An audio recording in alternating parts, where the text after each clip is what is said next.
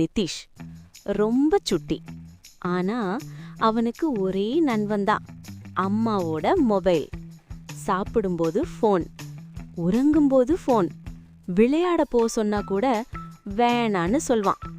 Mobile cartoon காட்டும், comedy video காட்டும். நிதிஷ் சிரிப்பான். ஒரு நாள் கரண்ட் போச்சு, மொபைல் ஆஃப். ஐயோ, என் ஃபோன். என்ன பண்றதுன்னு தெரியாம நிதிஷ் கார்டனுக்கு போனேன். அப்போ கிரவுண்ட்ல ஒரே சத்தம், டப் டப் ஹா ஹா ஹா. ஆச்சரியம், நிறைய குழந்தைங்க விளையாடிக்கிட்டு இருந்தாங்க. தயக்கமா நிதிஷ் மெதுவா போனான். அப்போ அவங்க சொன்னாங்க, வா நிதிஷ், விளையாடலாம். உடனே உற்சாகமானா.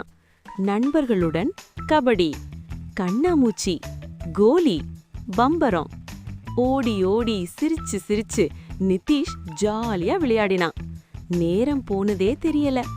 அம்மா குரல் தூரத்திலிருந்து, நிதிஷ், கரண்ட் வந்துடுச்சு. சிரிப்புடன் நிதிஷ் சொன்னா, அம்மா அப்புறம் வரேன். அப்போ நிதிஷ்க்கு புரிஞ்சுது, மொபைல் தனியா விளையாடுறது சந்தோஷம் இல்ல, நண்பர்கள் சேர்ந்து விளையாடினா ரொம்ப ரொம்ப சந்தோஷம். அந்த நாளிலிருந்து நிதிஷ் போனை தேவைக்கு மட்டும் பயன்படுத்தினான். நண்பர்களோட தினமும் விளையாடினான். உண்மையான சந்தோஷம் நண்பர்களோட தான் புரிஞ்சுது.